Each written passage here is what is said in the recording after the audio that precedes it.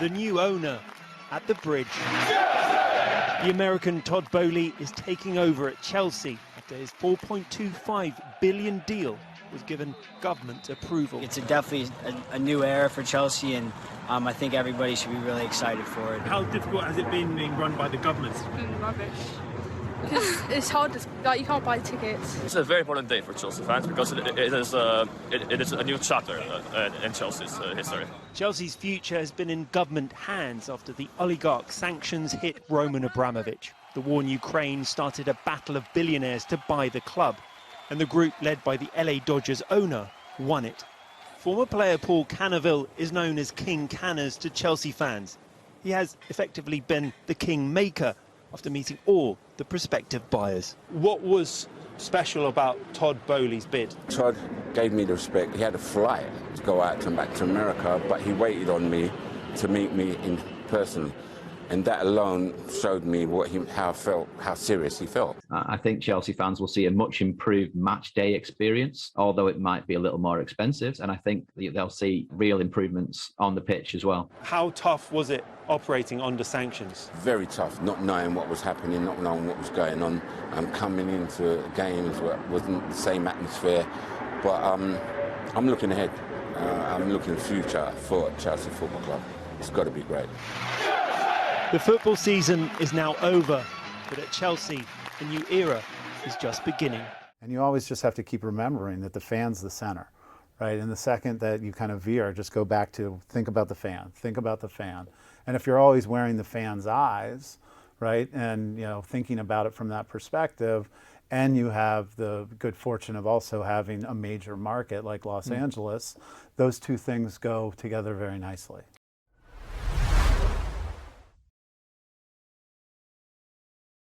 Former Chelsea manager Thomas Tuchel has released a strongly worded emotional statement outlining his devastation over the sacking at the club. In his first post on his Twitter account for more than 2 years, it says this: "It's one of the most difficult statements I've ever had to write, and it is one which I hoped I would not need to for many years. I'm devastated that my time at Chelsea has come to an end. This is a club where I felt at home, both professionally and personally. The pride and joy I felt at helping the team to win the Champions League and the World Club Cup will stay with me forever." You're seeing it on the screen. We can confirm that Chelsea have appointed Graham Potter as their new head coach, replacing Thomas Tuchel, who was sacked in the wake of the Champions League defeat by Dinamo Zagreb. Chelsea say he's joined on a 5-year contract. They talk about the progressive football and innovative coaching that he's going to bring to the club.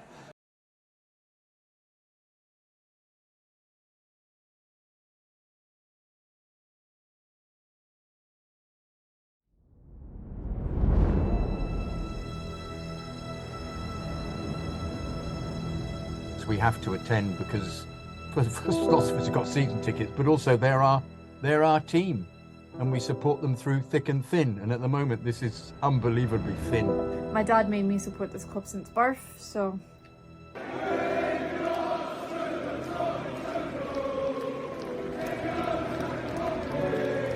But when you say passive, it does come from the manager.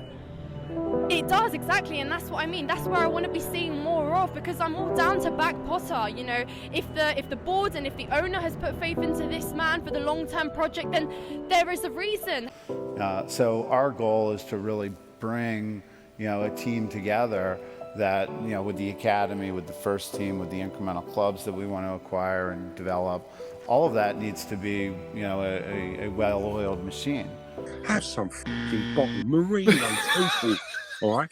They should get banned because they fight for our Chels. It's great, come on! Go on!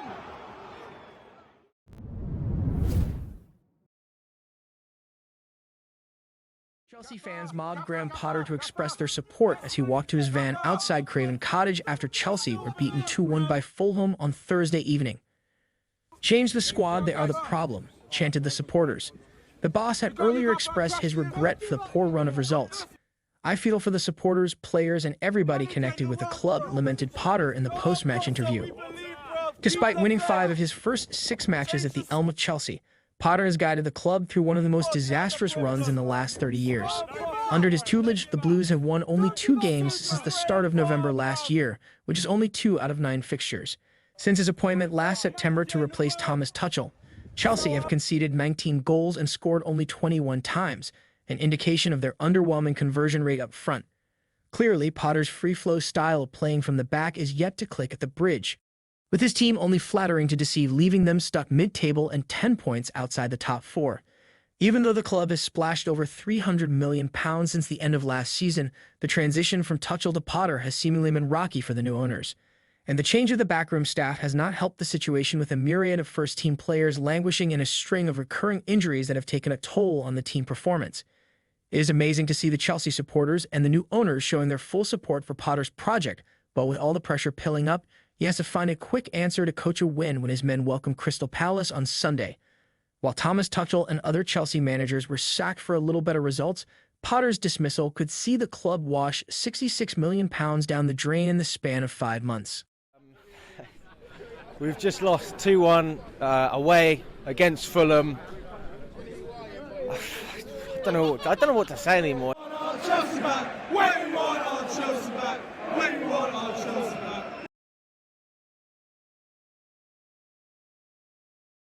I think that as a fan base, we would take to a bad run of form, or maybe not playing as polished or as sharp as we want and expect our team to play. But we're not even close to that. We're not even scoring goals. Like, we're not even close. We can't even score goals. We're making terrible mistakes. That Fulham game, all the positivity, all the buzz from the whole transfer window and everything, you could just feel it fading away as the first half continued to go. Fuck me, that was a shit show. Don't know about you, but after all the excitement of the transfer window and the way we'd nearly pissed off the rest of the football world, I arrived at the Bridge with the anticipation of a 9-year-old coming to his first game. Oh, there was a spring in my step and a free-saw in my underwear. And in my enthusiasm, I imagined that somehow, miraculously, we'd gel instantly into the finished article and dazzle the football world with an astonishing 6-1 instead of the dull 0-0 we actually got. And yet, we didn't lose, and we kept our 3rd clean sheet, but we didn't look like winning, and despite our unbelievably expensive acquisitions, we still can't get the ball in the fucking net. But there were some legitimate reasons as to why we weren't playing up to the standards that we are accustomed to. That is not 10th on the table. That is like if you slip down to maybe 6th or 7th for a spell, or you have a bad run of form, that stuff happens. But when you come into your press conferences and you say all the right things, it's on me, and then you just go ahead and deflect the blame to whatever the hot excuses for the moment. Now it's that the preseason was a mess. Now, then it was the injuries. It's always been something. I would say in my time, no, as a coach, for fuck's sake, we're at Chelsea, and people don't want to hear those reasons, stroke excuses. That's good. That's the best thing you've said. Yeah. You've got to get on with it. Yeah, no, that's a cliche. You said you wouldn't say that. And we've got to try your best. It's not Brighton. Many of you won't know about this peculiar culture war, and good luck to you. And if that is you, turn off this video now, go for a walk, breathe in the fresh air, and just live your life. the rest of the team were a bit shit. They almost loaned out to PSG. Ziyech was fucking awful. Mace as bad as he has been all season. Connor should have scored and didn't, and when he took corners, hit the first man. Bermuda Triangle of Chelsea. Mason Mount, Kai Havertz, and Conor Gallagher. Because every time the ball gets into them, it disappears, bruv. It fucking disappears. But hey, don't say anything, because you're an agenda merchant. Essentially, Mason Mount's, of course, out of form this season. He's not playing well. I think there's probably a couple of reasons. Well, 3 reasons. 1, people just go out of form sometime. 2, it's like many of players, he needs to sort of find his place in this ever-changing team and formation, tactics and approach. And 3, of course, he's currently in negotiations with a contract. Minos Mount wants to be valued, and he should be valued. Damn right he should be valued. Player of the season back-to-back, Champions League winner, Super Cup winner, Club World Cup winner, come through Cobham, been there since the age of 6 years old. Why should he not be valued? He's got the highest GA than any other player in this squad for the last 3-4 years. They are the core of our club's future. If you don't understand them, you don't understand football. You need to be patient. You need to give them time. They need to be played in their natural positions. And what's everyone going to say when Chelsea are sitting fucking where we are, 3-4 years behind, and Middles Mount's holding up trophies? What's everyone going to say? Yeah? Shit. Why did we get rid of that player? What about Kai landing it, maybe winning another Champions League with a Bayern Munich? What are we all going to say?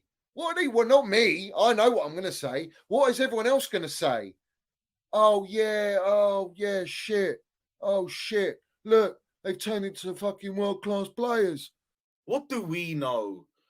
What do we know? We're just fans. Forget the fact that we watch the game week in and week out. They're generational talents. If you can't watch them and see what they bring to the team, you just don't understand football, my friend. You just don't understand football. Every single one of you in the fucking mud. And you think if Middles Mount leaves, I'm in the mud. I ain't in the mud. Do you know what's going to be funny? Is that when Middles Mount does leave, if he does leave, yeah, the only one that's going to be in the mud is you lot, because he'll go wherever he goes, he's going to start and he's going to go and win fucking titles wherever he goes.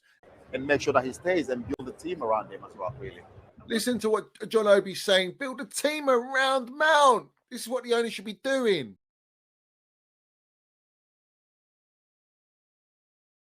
Well, wherever it is that you may be around the world, we are here to discuss the 1-1 draw with West Ham. I was there. Chelsea. How long did it take you to get from Denmark to come to this game? Oh man, well, I left Thursday morning, 3 a.m. That's when my alarm went off from my bed. Well, there was a group of very relaxed pigeons on the pitch. The Hammers fans encouraged us to stick our blue flags up our arses, and VAR fucked up. Was it worth the trip? Do you know what? I keep asking myself that, especially lately.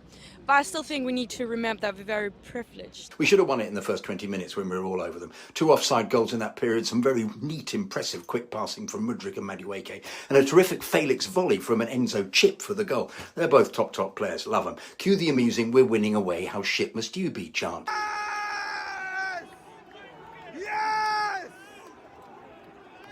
And Jem, you know what it is, yeah. Like with the first 20 minutes, right? I can't even say I saw a style of play. What I did see was individual brilliance within that first 20 minutes. And the manager. Do you know what? He reminds me of the nice teacher in high school. The one that everyone sort of likes, but they don't respect him because he's too polite. Mr. Potter unfortunately has all the authority, charisma of a substitute geography teacher who's been drafted in to cover the last lesson on a Friday. He's a supply teacher, isn't he? He's a supply teacher. Yeah. Right? Boys gave everything. I thought the boys gave everything. They were given everything. He's too nice, I think. I mean, it's a complete contrast from Tuchel. I mean, Tuchel was shouting at the touchline. He was having a go at the players. Whatever's in them tells them that they have to go this way, and do this all the time.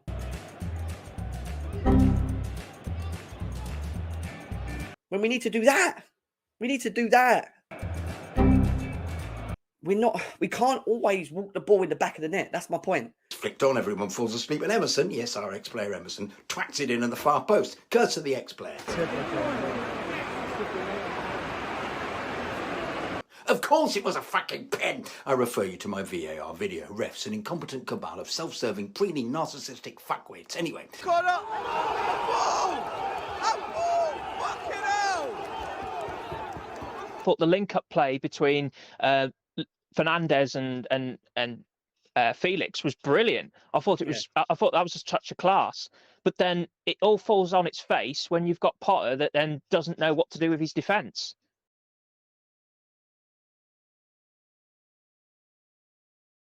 Borussia Dortmund, I've been waiting years for us to draw this team. Get to finally experience the yellow wall. Let's do some sightseeing. Let's enjoy Dortmund. And it's Super Chelsea. Super Chelsea, let's say. In the skies, are you Tottenham? Are you Tottenham? Are you Tottenham in the skies? Are you Tottenham in the skies? Say no, come on, take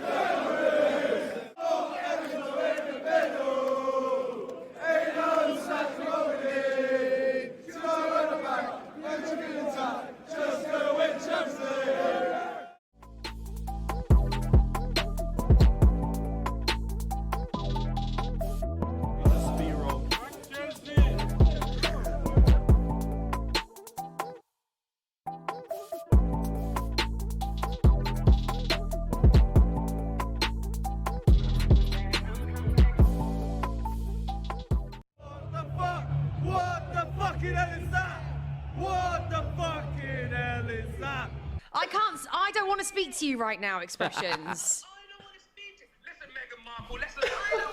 to you right now. Listen to that Queen's English, yeah? In a split, blood. No. Dortmund, bruv. What are you talking about? No. Terry, big up your damn self. Pass the phone over. I heard that you were cooking me in the chat, and I said, Sophie, cooking. No, they said you were cooking me. Thank you very much. We're going to get into today's game. Chelsea went over to Dortmund, the Signal Iduna Park, where the home of the Yellow Wall resides. Obviously, a very intimidating stadium. I saw a lot of positives, and I'm tired of saying this. Yes, we are desperate for a win. Yes, we have a very frustrated, divided fan base. Some want the manager in, some want the manager out. So it's on that basis where I'm going to open up the video starting talking about Graham Potter. Because for me, I feel that there's a lot of unfair criticism going towards Graham Potter because of this result. I'm not standing out here waiting to do an interview. I'm a match-going fan. I go to all of these games, and it's pretty depressing.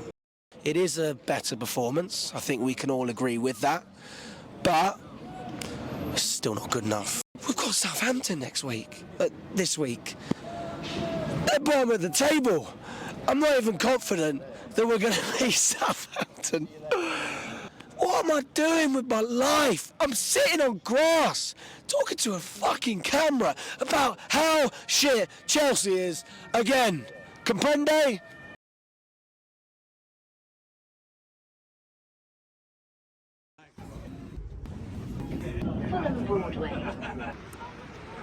Hello. We are at Fulham Broadway now, and we're going to the Chelsea pensioner.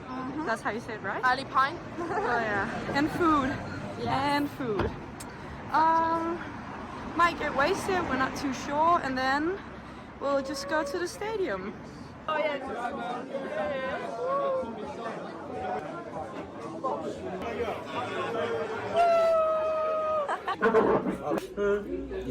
We're headed to the ground now. Hello.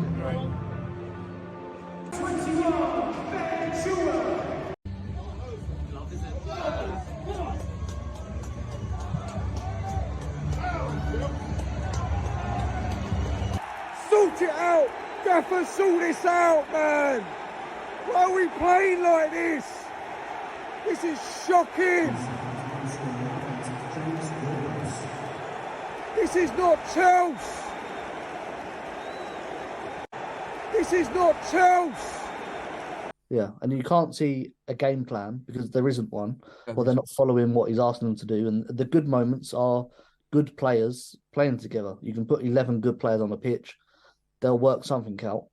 There comes a moment when you just go, no, for fuck's sake. And I think that was the moment on Saturday, because in the ground, it was, I have to say, Graham Potter's done something that very few people involved with Chelsea have managed to do in the last 5 years, and that's unite the Chelsea supporter base, whether they're the match goers, the Muppets on Twitter or whatever. I sit a stone's throw away from the home dugout. I've been there for over 10 years, in and out. I've seen some of the best managers, I've seen some of the best camaraderie, I've seen some of the best squads, and I can now judge what I'm seeing week in, week out against the likes of Conte, the likes of Mourinho, and the likes of Tommy Tuchel, what they brought to that dugout and what I'm seeing now. And what I'm seeing now is, like I said to Johnny earlier, effectively, I view it as we sacked Thomas Tuchel in September, and then since then we've just had some bloke doing the press conferences and standing on the sideline every week. Yeah, we may as well. We could have got Graham from the club shop to stand out there, because nobody's listening to the bloke. And he's not Neo, is he? He's fucked. You would seeing a bloke who's clearly out of his depth in this job, and nothing he is doing is changing it, and nothing he can do seems to be able to affect change. Now, I think we might just be okay on relegation. Oh my fucking god, no, Potter, it's done. Potter.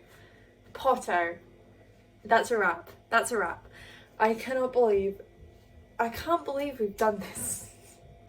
I'm all for forgetting about the past, I'm all for moving on, but when I look at it, I go, We've gotten worse since the change of manager, and we've spent more money.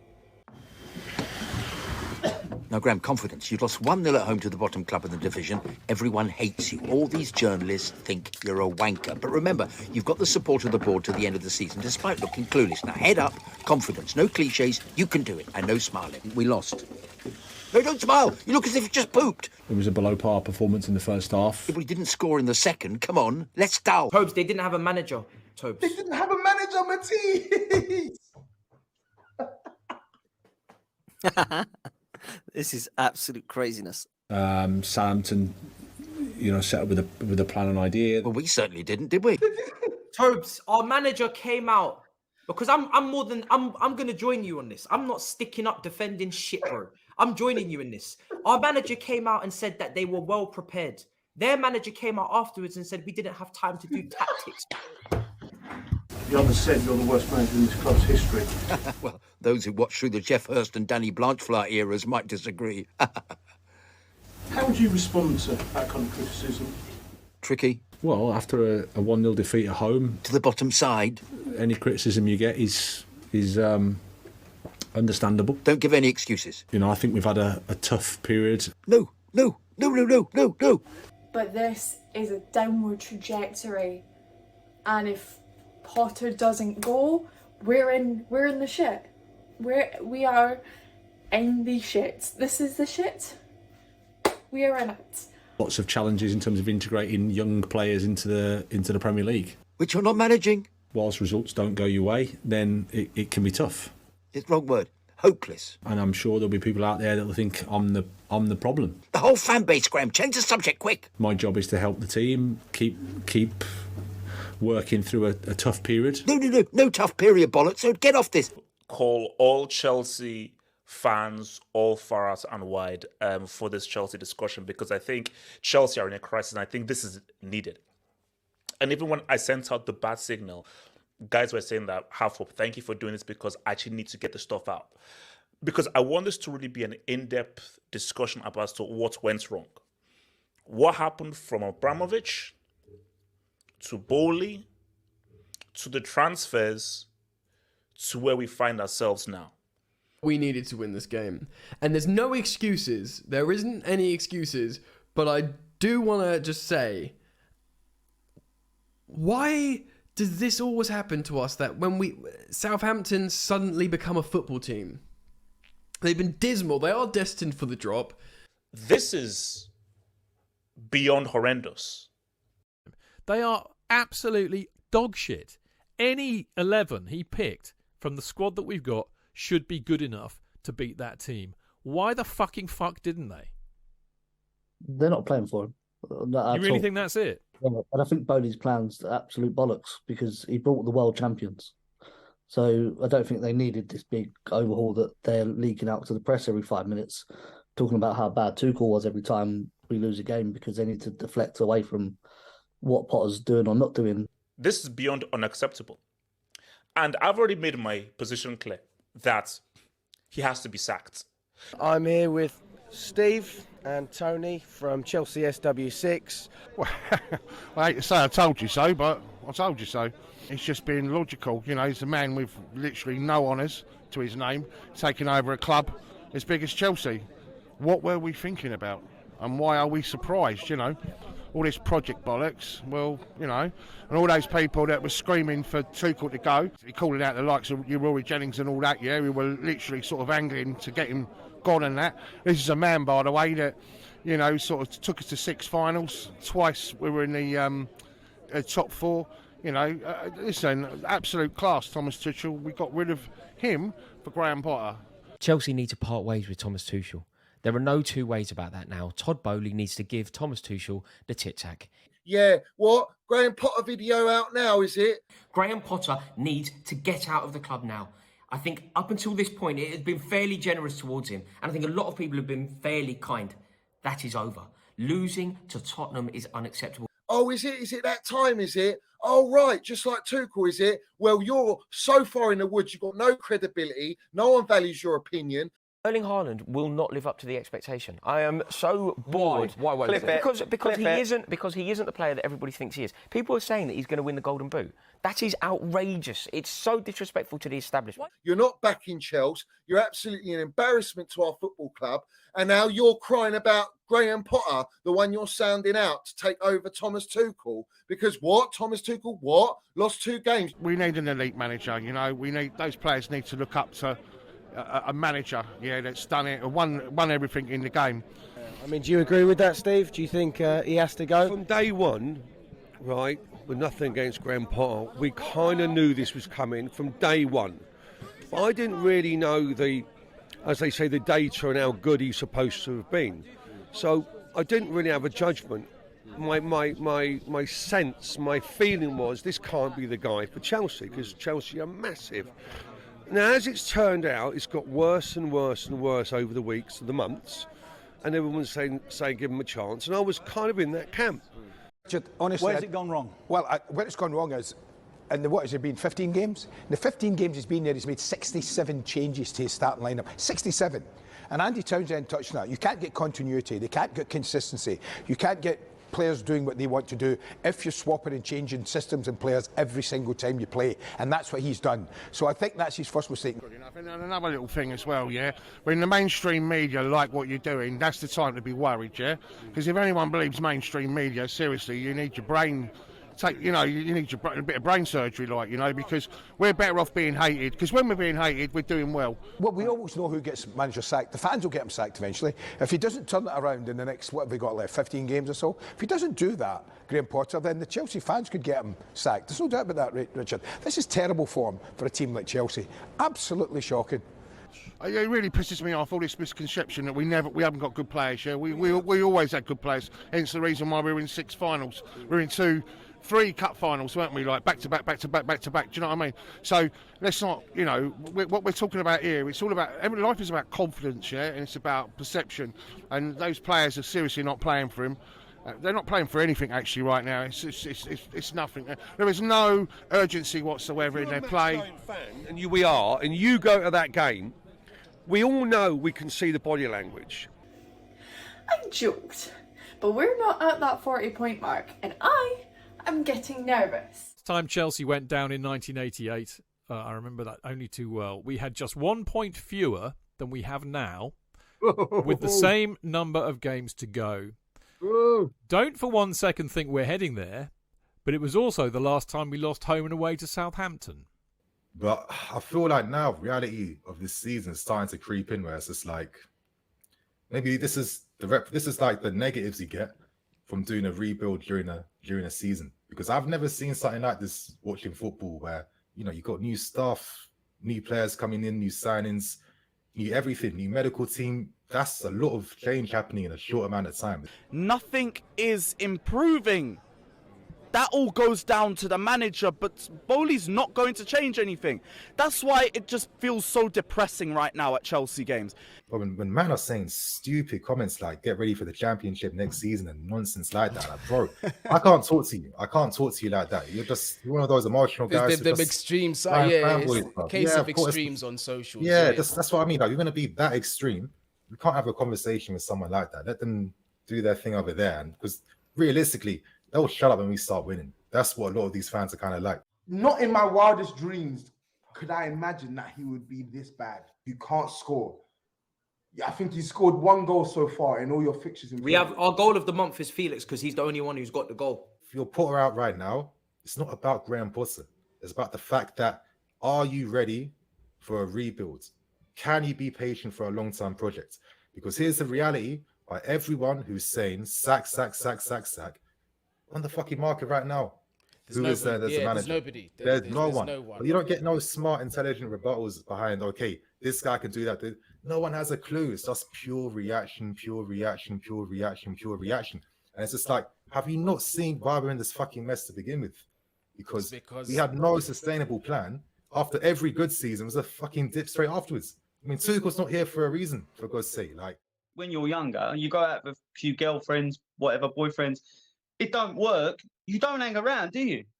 Any new managers available? You want to come manage Chelsea Football Club? We're a big project. And Todd Boehly will throw a shit ton of money at you.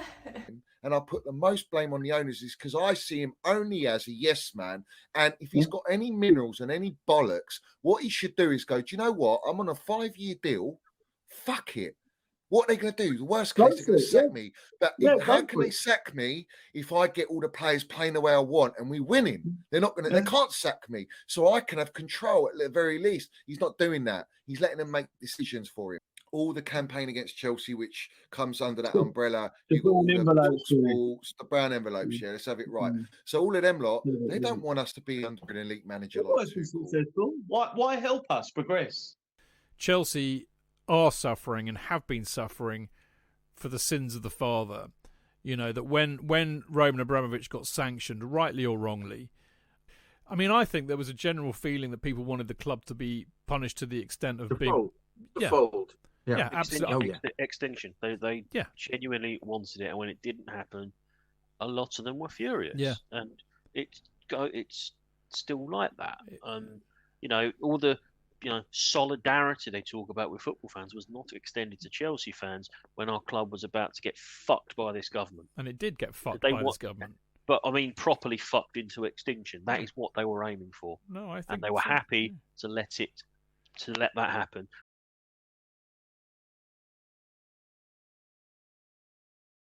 Well, late last night, it has been revealed by our manager himself that with all the pressure and criticism and hate around him, this has now turned and been directed to his family and his loved ones. He has received death threats through emails, quite a few of them, and I'm really not surprised by this. I'm really not surprised. Now, already, you're going to get some naysayers trying to quickly calculate reasons to counterpoint what Graham Potter is saying. Listen, it's PR, no? Like, why is it coming out right now before the Spurs game? You just have to put it aside, and thankfully it's an isolated incident and it could come from anywhere, and it's just one of those things. It's part of... It's not, though. Well, did it not rock you? It's just a throwaway line, I think. I don't give it any more weight than that, but it's not pleasant. It's not pleasant for the family. You know, you accept the criticism. You accept, you know, if you lose a game, you accept to be booed. You accept whatever comes your way. Absolutely, but of course there's a line. But I wouldn't be the first person in life where the line's been crossed. And I'm calling these guys the Chelsea extremists, where I'm going to sound rude, but fuck it. The guys that don't respect how the game works. They don't respect the strings and ropes that go behind getting wins at this level. The details that go behind clubs becoming successful.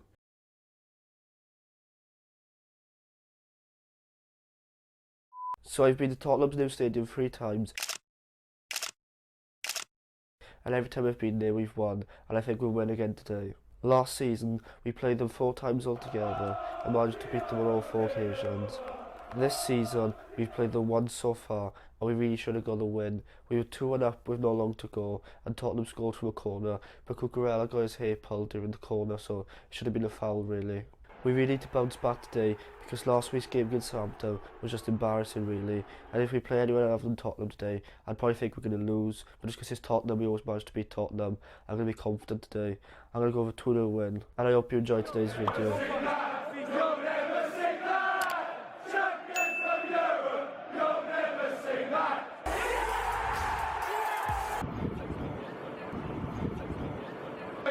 Stamford Bridge, the Tottenham, the Tottenham, the Tottenham, and the Tottenham.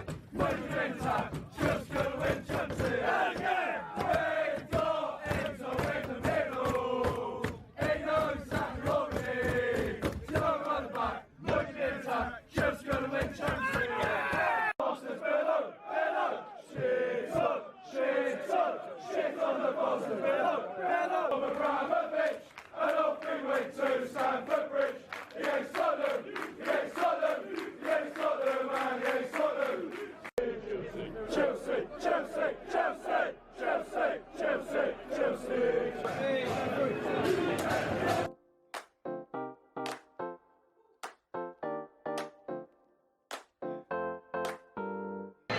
Hotspur 20 missed kick-off now, and apparently we've only won 2 of our last 15 games, so I don't really know what to expect. I know I did say we went 2-0 today, but our form's been terrible recently.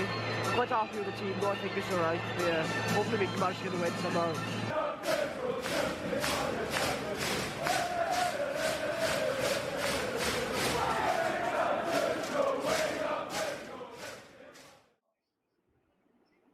Oh, Kepa, you gotta save that, man. Skip with his first goal for Tottenham Hotspur. Skip? No way. Yep.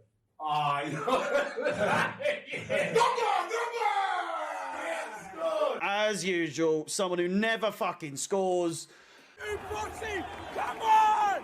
Just need Richarlison now to get the goal now, and it will be a clean sweep, more or less. We just gift goals to players who just never fucking score ever in their fucking lives.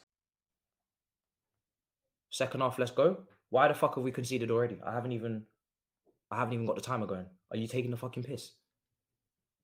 Bruv, what's happened? What the fuck's just happened, bro? Bro, I didn't even get to put my... I didn't even get to turn my chair. I didn't even get to turn my chair, bruv, to see what was going on with the game. Bruv, I didn't even know we even kicked off yet. What the fuck is that? Who just shot that? Oh my... Who's done that? Was that Kulusevski? Is that Eric? Who is that?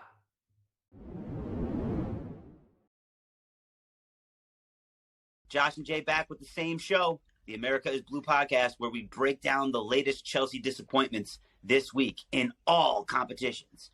So without further ado, Jay, I'm actually just going to toss it right over to you because I usurped the situation last week because I was so enraged. But I'm going to go ahead and stick to my guns and pop it over to you for the first word on the match today. So are you kind of with us now? Like the rage is just, it's futile. There's no point in even being mad anymore. We're just part of who I am now. We're just resigned to the beatings. Yes. Another riveting display of Potter ball. It was exciting. I'm glad I wasted that many hours of my day. Dude, yeah, I'm resigned to the fact that as long as this manager is at the helm, that we are and will continue to be pathetic. And that just is what it is. So the experiment of giving Chelsea to Graham Potter has failed. Well, yeah, because it's failing. Because what was exposed. Well, how long did it go? If you say is failing, then how long do you give it? 2 wins in 15, Andy. It's the only hope we really had. Was thinking at some point we got to win. So I thought we might get 3 points or in a point today. But you know what? The truth of the matter is we're just fucking crap, mate. Americans aren't really different in their outlook. They want to win as much as anybody else. But that's the way they spend their but money. What they've done is they've made a cataclysmic error in sacking Tuchel, maybe, who would have been right in charge of this group because he came with bucket loads of respect, Champions League winner. He knew Chelsea inside out, and the players that were there responded to him. So they've sacked a manager that wouldn't do as they said. Now they've got one that will, but he's taken them nowhere. To finish my answer, right, basically he's turned them into Brighton. That's what he's done. No, he's turned them into Brighton Light. Yeah, they're not as good as Brighton. Potter said the players gave everything. Well, I tell you what, that's not what we were watching, was it? We're back at White Hart Lane. It's not 3 Point Lane anymore, is it? Do you know what I mean? Had a meeting with Roman, obviously, once the team is not doing well. He comes in and then he has a chat with us. And then he sits down and everybody sits and he has this guy, his friend who sits with him. He's the interpreter. And then he starts screaming at Russian. He starts shouting and screaming in Russian. and then the guy interprets in English. And then he starts screaming. And then goes off. It's like, okay, you know what? You guys go back now and play football and start winning. And if we're not doing that, the next time he comes in, he flies in with his helicopter and comes to the training ground, and that's it. We know the manager's gone.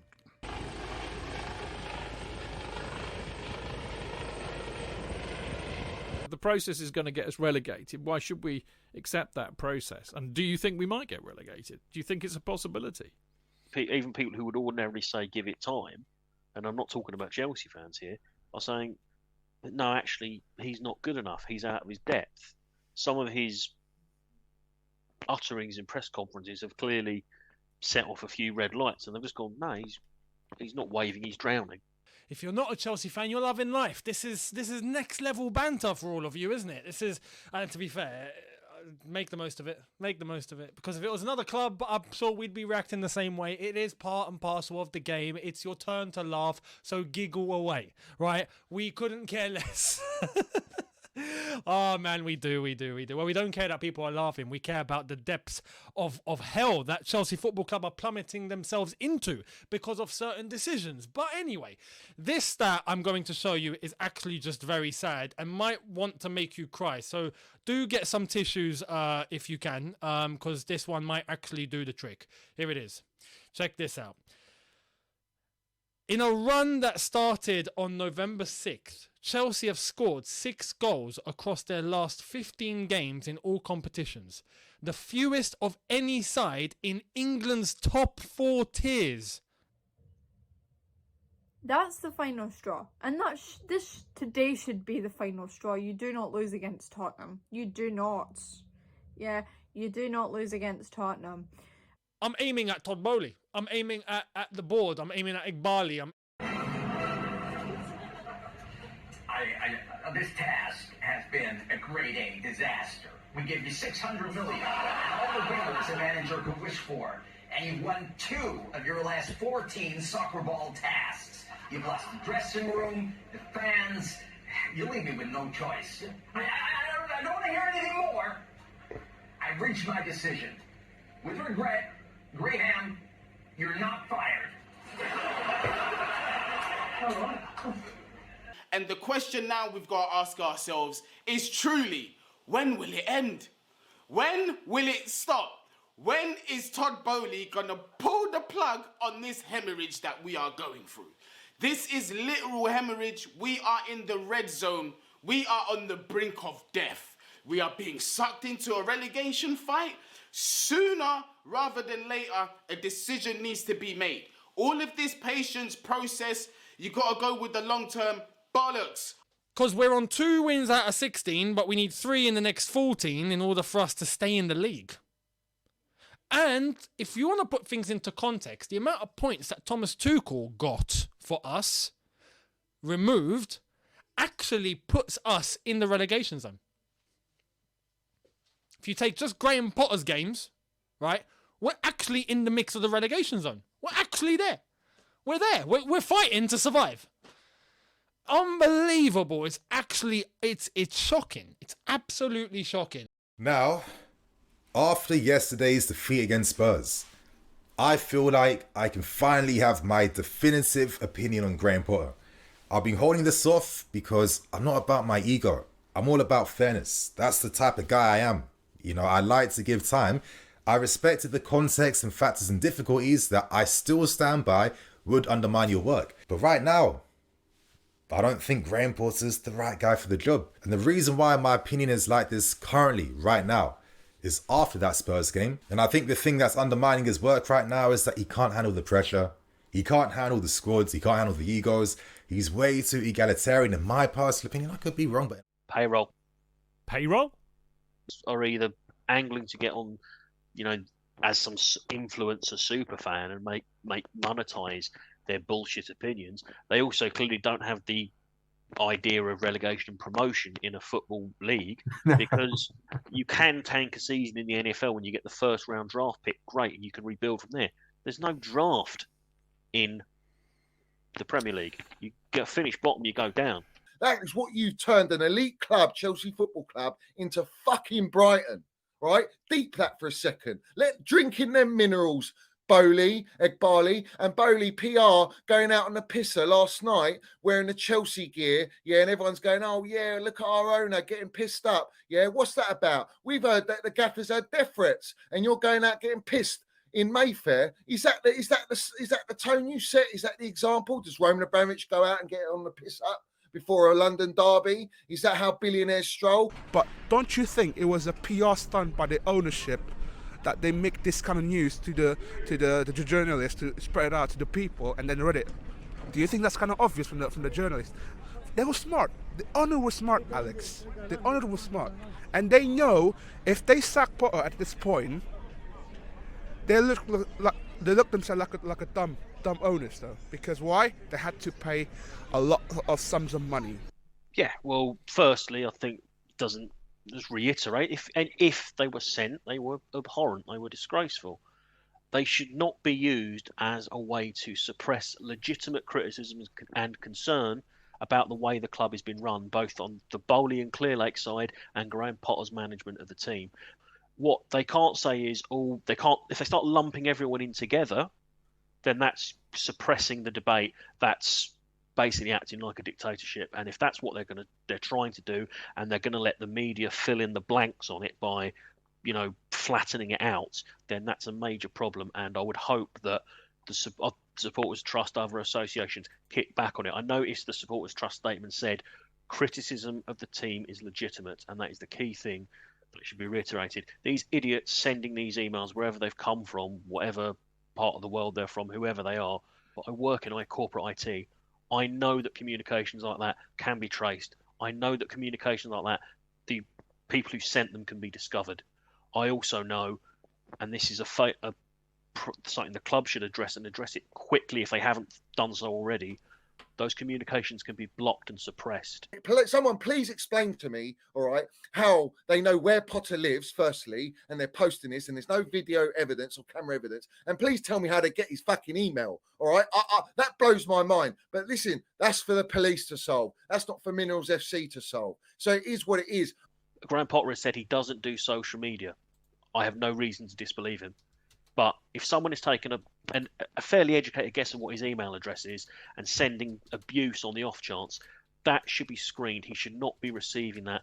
If they are paying people the money they are to, work on the administration side, first port of call, if it hasn't been done already, for fuck's sake, get him, get the other managers, get the other directors, secretary, a personal assistant, whatever, someone to screen these emails, because I know you can set up basic software and you can use it and configure it. Any emails containing these words, block them.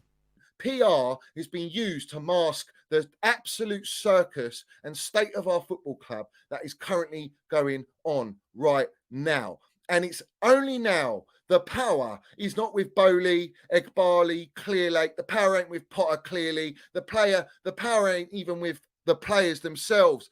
The power isn't with the brown envelopes and the media. The power is with the supporters. And the more and more you lot drink those minerals in and understand that us as supporters have the power to dictate and save our football club from going further down in the mud than it already is. Well, this is the most expensive fuck up in football history. Spend 600 million, and for us to be sitting 10th and having a shocking results like this back to back, and sit there and go, we're going to back the gaffer at all costs, and telling us that he's got death threats and all that, whether it's true or not. Yeah, why are you fucking going out on a piss up? You're our owner. It's a serious matter if he's getting death threats. It's a serious matter. Maybe he shouldn't have been at the game today if it's that serious. Why are the police not involved? At the end of the day, the relationship between him and the fans, it's not going to get any better. Even if he starts getting results, I mean, is there anything he can do? There's nothing he can do.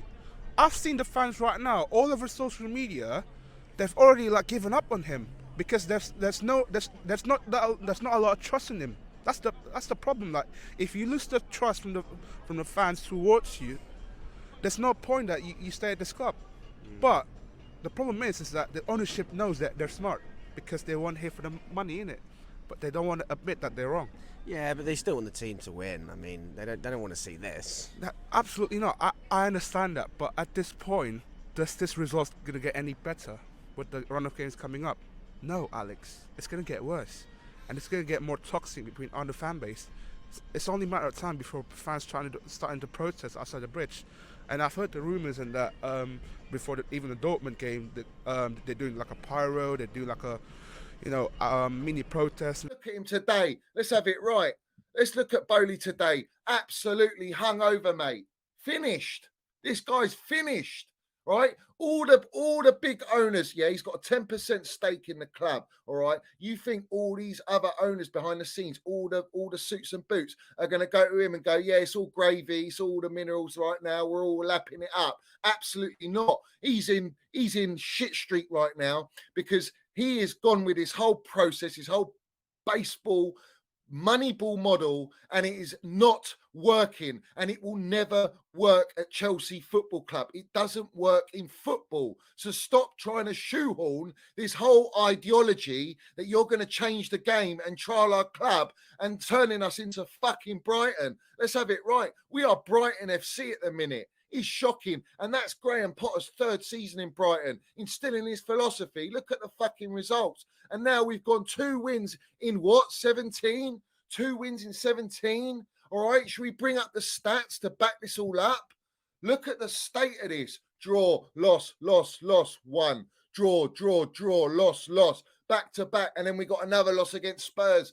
3 losses in a row, back to back. I'm sorry, man.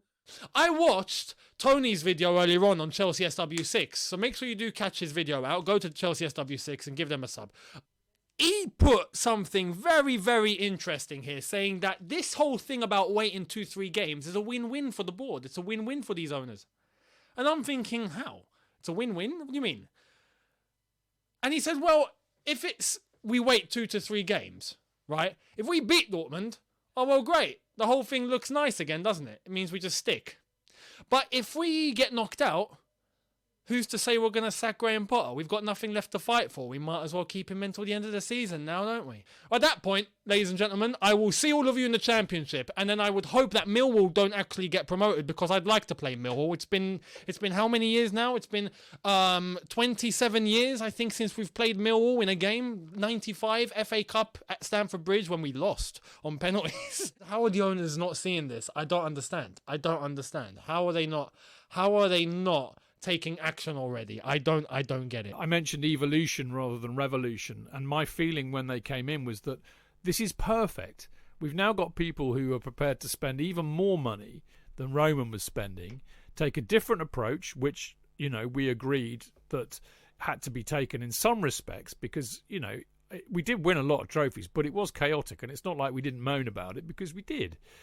But the point is that, if you compare, Chelsea Football Club the day Roman was marched out of it by the government to when he took it over, he took us from a nearly team, a cup-winning team, but a team that had no chance of winning the league or the Champions League, into a team that had won the Premier League five times and the Champions League twice, and had absolutely established. I was saying to the boys, I think before we went on air, absolutely bona fide, easily one of the top 10 clubs in the world. Chelsea's probably, the biggest brand that one can own in sports worldwide. No one can own Barcelona or Real Madrid, right? Or Bayern Munich for that matter. It's deeper than that.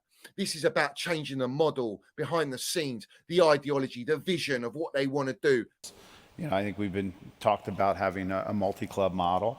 I would love to, continue to build out the footprint. Kind of at the club, and we'll get to it. For us, needed the beachhead to then look at multi-clubs. And Red Bull does a really good job. They've got Leipzig and they've got Salzburg, and both of which are playing in Champions League. So they've figured out how to make that work.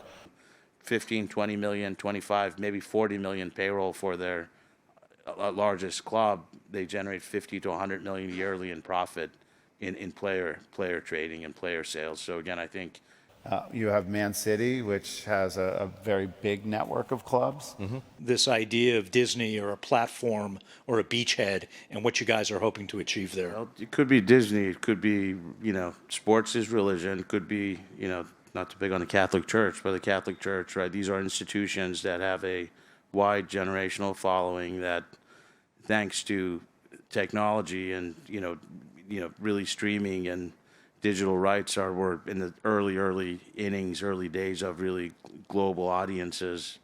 Fucking sack all that off. Go and get a top elite manager. And when that elite manager goes, you sit him in front of you, you don't give him this clown talk, all right, about all this youth system and all that. They'll laugh at you. You ain't going nowhere quick, yeah?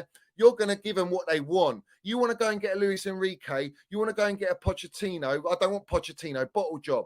I want elite gaffer. In fact, you know who's available? Thomas Tuchel. Why don't you go and get on the phone to Thomas Tuchel, Todd Boehly, rectify, right your wrongs, and bring this gaffer back to Chelsea Football Club, where he fucking belongs. Look at Liverpool. They fucked up big time in the late 80s, and it took them 30 years to win the league again. Man United, similarly fucked up big time, and it took them 28 years to win the league again. If you fuck up big time in the English football environment, you can be out of the picture for a long time. Arsenal, I mean, in the modern times, look at them. I mean, Martin, you're good at this kind of stuff. How many years? It's easy to know, isn't it? Well, it's the Invincible season. Yeah, 2004, isn't it? What have we had? We've had relentless PR stunts, non-stop PR stunts. We've had 3 training sessions cancelled, not gone through, all right? For a massive London derby, that was today. No preparation. We got shit going on behind the scenes you wouldn't believe. There's shit flying everywhere. And this is the thing. I said, we lose to Spurs, that is it. That is it. I'm sorry, Boehly, Clearlake, Wise, Eghbali, you ain't got no fucking return on this one. You ain't got nothing. In fact, your balls have been stripped, mate. Cut off, yeah? You ain't got no PR now. All your brown envelopes are used up, yeah? There's no going back. Don't even think about coming out and saying this guy, we're going to back him to the end and all this nonsense, yeah? Because no one's going to accept it. And in the case of Chelsea, they're doubly skeptical, right? They're wondering how a bunch of Americans and a Swiss billionaire with no history in the game could possibly know anything about building a championship team. So let's address that skepticism. What do you know? I think we know people. We know human capital. Yeah, we're not expecting to be, the football experts to find the best talent. We're going to put those people in place. We hired a coach away from Brighton. We think they're one of the best run teams in the Premier League. Got a whole club, and then they got the whole of Brighton with that mid-level thinking, all right, and install it into an elite club like us. It's just beyond belief. Spends 10% of the payroll, wins almost as much, right, and is a very stable mid-market, mid-table, very profitable club. You know what I mean? We love our club, we support our club, but you are mocking our club, right? These new owners, this is all on you. You decided to sack Thomas Tuchel. That's what you decided. You fucking made this call, and you have turned us into Brighton. That is what you turned an elite club, Chelsea Football Club, into fucking Brighton. I'm looking at Boehly and all these guys. Are you guys sleeping? You guys are sleepwalking us into the Championship. The fact of the matter is this, it's a common thing in the Premier League. I can't even believe I'm saying these words. I'm saying these words about Chelsea Football Club, right? It's common knowledge in the Premier League that you need to hit 40 points to be safe. Always have to have a little bit of an eye on, what's going on at the bottom of the table. You also have to think about economics throughout the whole pyramid. We want players from all different continents, all youth players from different continents, so we can make the Chelsea brand bigger and bring a bigger fan base. But in the meantime, we're getting relegated. Yeah, no one's going to follow us. No one's going to support us if you ain't winning. Yeah, you can't live off your history. I'm like a broken record. So developing that fan base is our number one goal. These owners, fucking hell, what a kerfuffle! What a kerfuffle! I mean, having such an elite manager, TT. We just weren't sure that Thomas saw it the same way we saw it. And no one's right or wrong. It was just our vision for the club was finding a manager who really wanted to collaborate with us. Just come in there, steady the ship, all right, give him the players he wanted, like the DMs, our defenders, get him a striker. And then in January, go and buy those hot prospects. Yeah, get us in the top 4, steady the ship nicely, and at the end of the season, if they wanted to change him, they can change him. But at least then we'd have had some infrastructure. Then we could have got another manager in, yeah, have a full pre-season and move from there. We think that you could have gone forwards gradually and, Yes. and avoided going backwards. I think there's a lot of walls to break down at Chelsea. Before the first team, for example, in the academy, didn't really share data. Fair to say probably you and Boehly were probably the main ones. Yeah. You must have been disappointed, I suppose. True. Yes. Well, no, I mean, I mean, it's quite difficult. You are a fan, and Andy, likewise, is a fan. They're watching what's going on at the moment and the approach that Todd Boehly and his team have taken to it. Would your approach have been different, you think, when you look at the way these last 2 transfer windows, for example? I'm sure it would have been different. It's actually quite hard to say how different. We certainly wouldn't have been seeking Tommy Tuchel's exit. But once you get in, you may find you are seeking. You know what I mean? Once you're inside, things can be different from what they look like from the outside. Let's see what happens after the Dortmund match. Yeah, if we go out of that, then let's see. And if they do keep them on, that's when we should fucking protest. Definitely. If what? When do you protest? When? After Dortmund. If they knock us out, we have to. You think you leave it as late as that, though? Well, they ain't going to do anything, Johnny. They're believing in him. Yeah. They think he's going to get it right. You know. The passion that people have about football, you can think about it and you can intellectualize about it, but when you're experiencing it, I don't think there's anything like it. Beyond passion, right? It's bordering religion.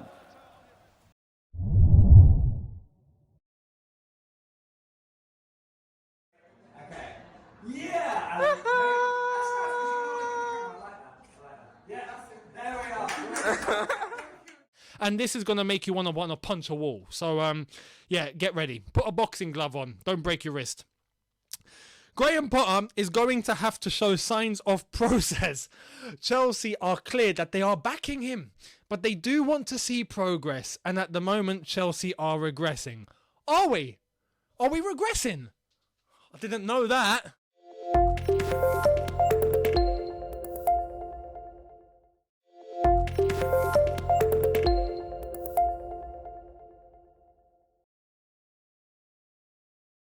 And yes, Boehly, Eghbali, Clearlake Wise, all you lot, all the owners of Chelsea Football Club, they need this in every boardroom. They need this tattooed on them to remind them every single day of the club that they own. This whole idea that compromise is a sign of weakness. I mean, when they built the first house, that was a compromise, right? So when you start to think about all progress is reflected in compromise, because no individual can do that much on their own, that they have to figure out how to be part of a shared purpose. It's a lot of that's the thing, it's a lot of what ifs. Everything we more or less touch on is like what if and what. Exactly. And I think that's a great way to wrap it up and just say what if to everyone watching this show today. I mean, what if, there's so many what ifs, and cliffhanger. Mia, I'm trying to get my kitten over. So look, I want to hear people's opinions on this. I understand why people were upset, but at the end of the day, just look at this kitten. Hello, Mia. Say hello to the football fans out there. She likes to sit on my shoulder. No? Okay. I wanted to put out to you guys. Let me know what you think. Comment about Graham Potter. Be emotional. That's what football's all about. But at the end of the day, just get a little kitten and everything's going to be all right. Do you know what I mean?